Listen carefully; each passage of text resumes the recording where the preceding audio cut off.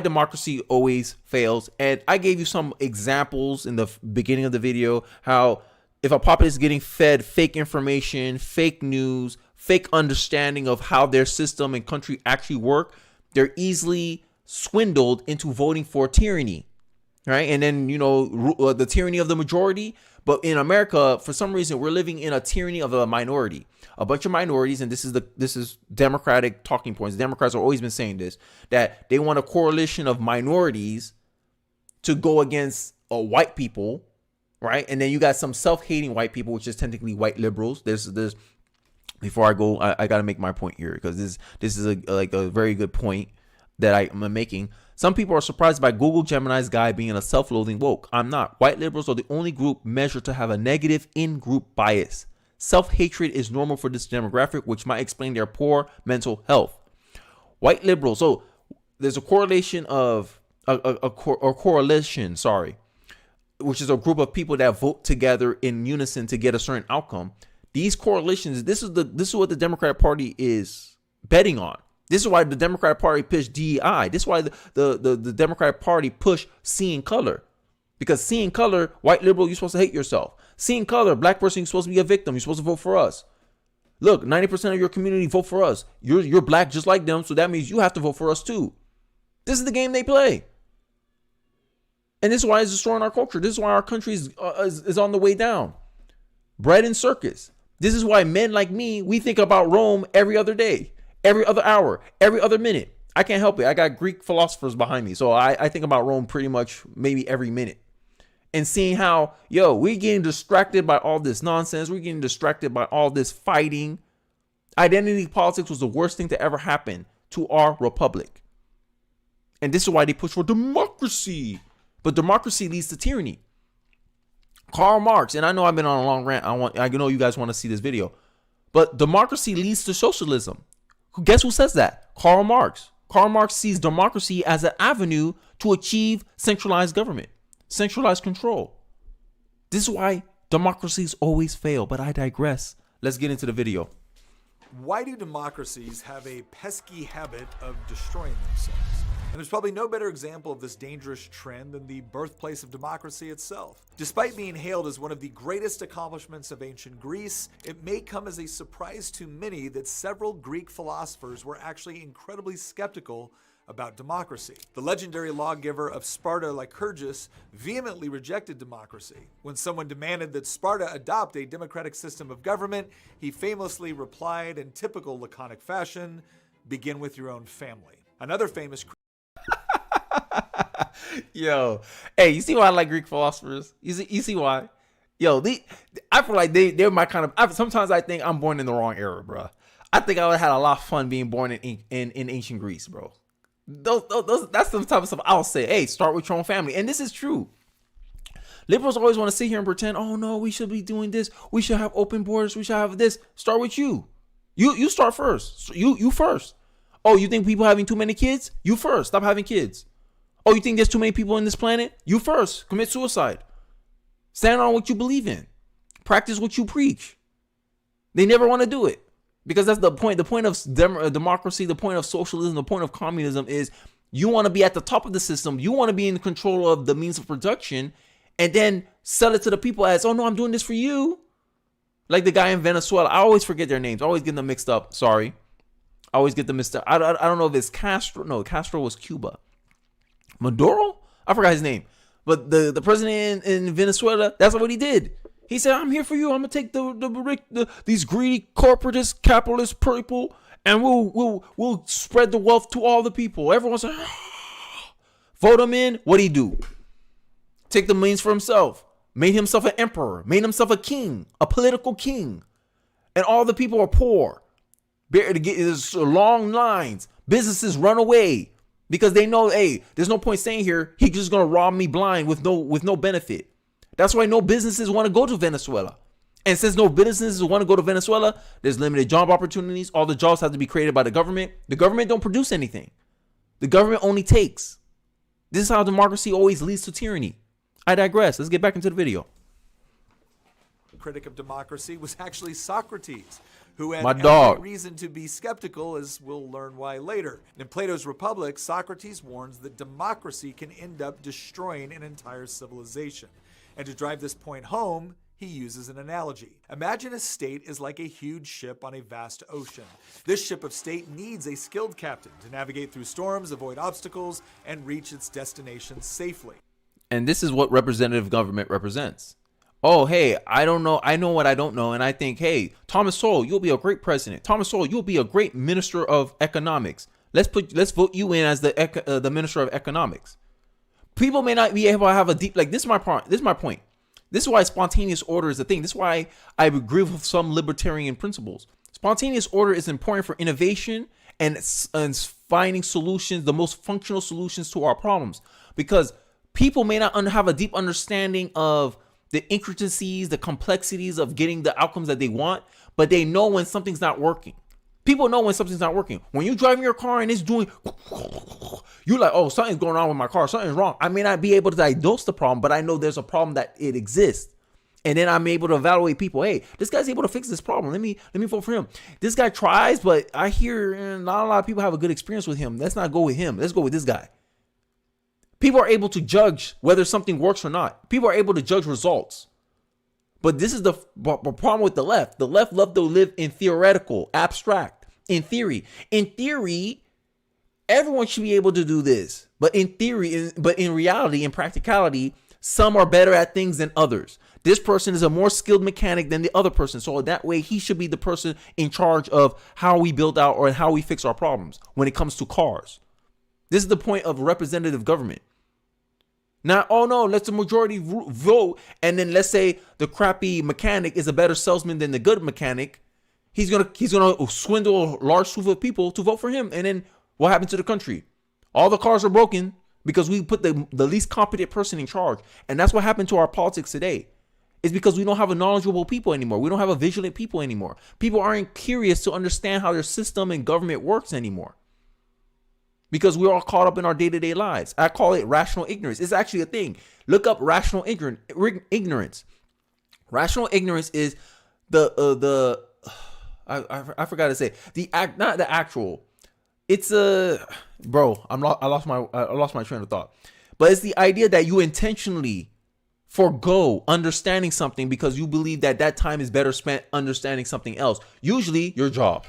Usually you'll focus on learning job skills over learning. I want to learn how my civic education works. I want to understand how my government works, the politicians, policy, the results of policy, history. This is why I believe a lot of this stuff should have been taught in schools. But schools forgo that because they want to focus on test scores.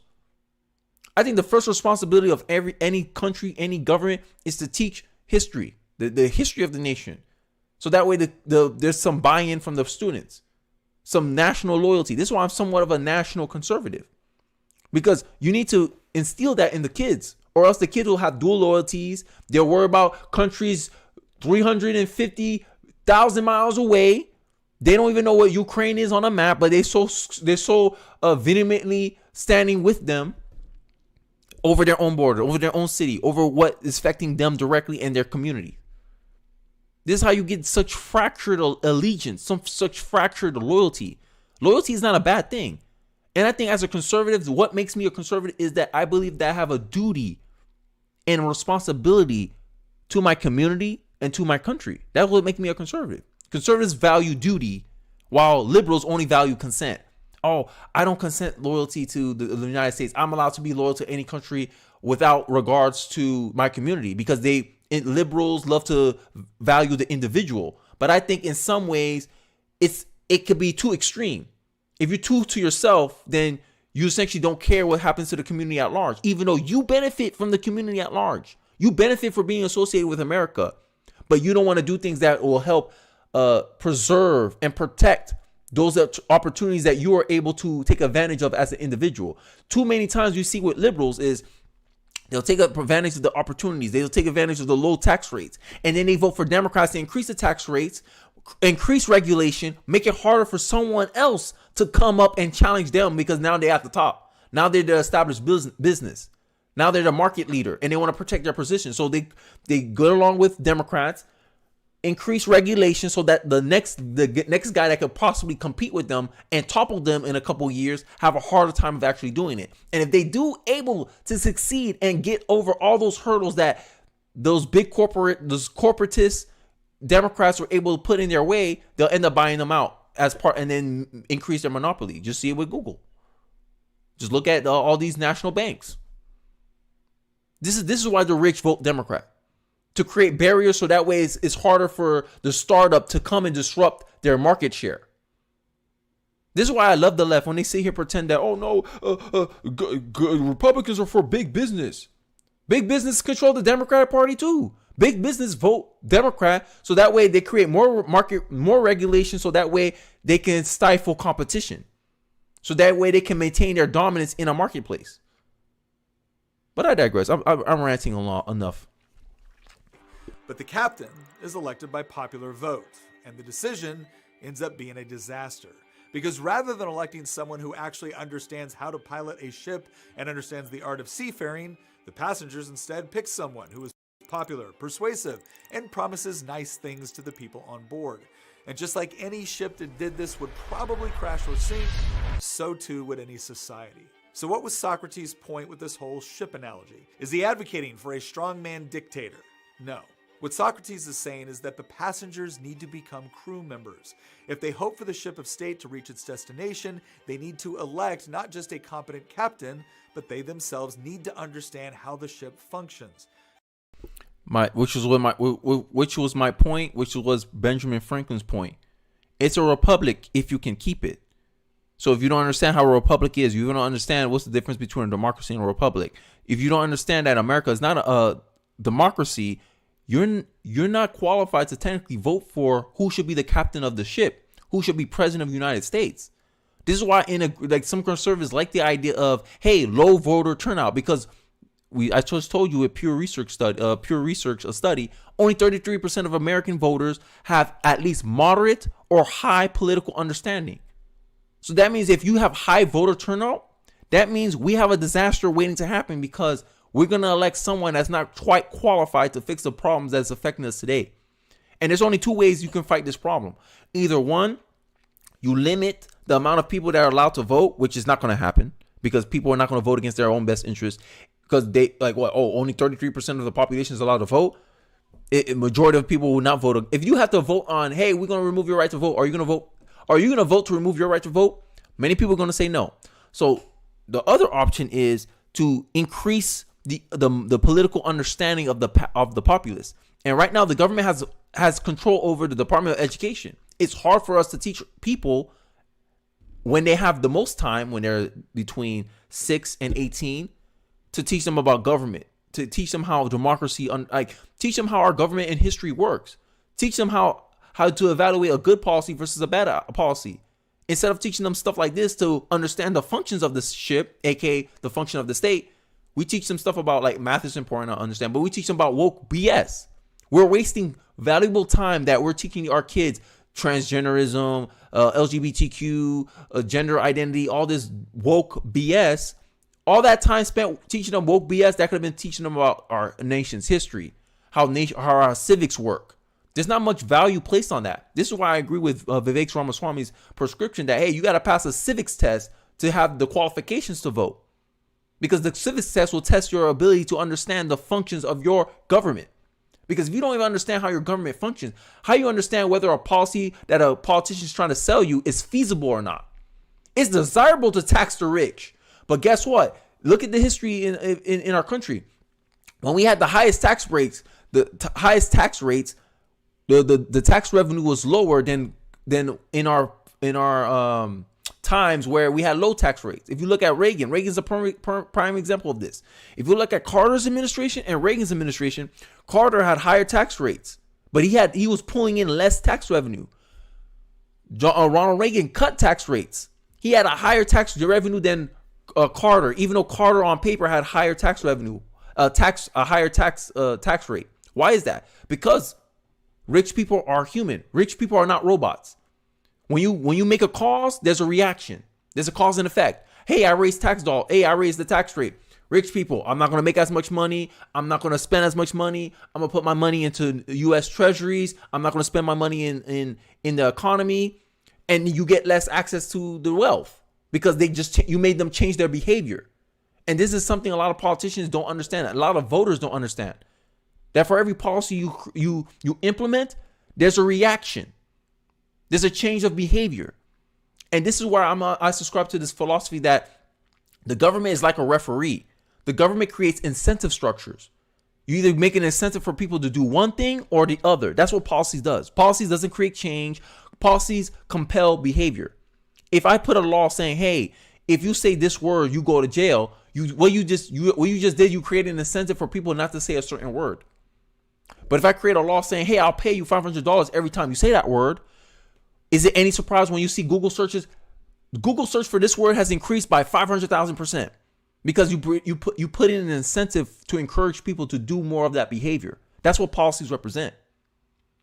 And I think if Americans can have a solid understanding of this, if they have the solid understanding of what's feasible and what's not feasible for the government, I think we'll be a lot better place moving forward. But I digress. After all, even the most competent captain cannot pilot a ship on its own without a capable crew.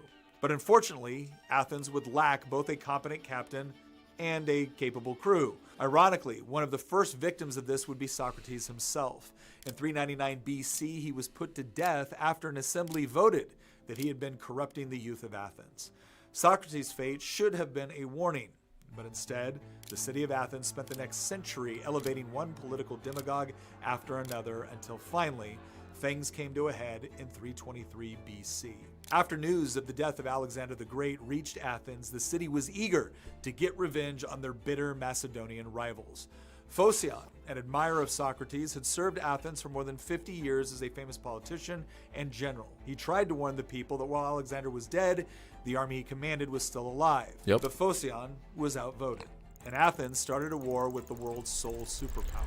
This is why we repeat history over and over again, because we forget the lessons taught to us in the past. This is why history is important, because we're the same animal. It doesn't matter. Like I hate the progressives. Like they always think that somehow human nature evolved. We evolved past that. We're not like that anymore. No, we're the same creature. It's just we express these things differently now.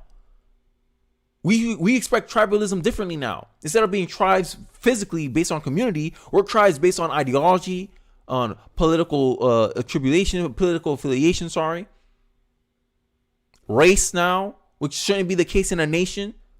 This is why I think this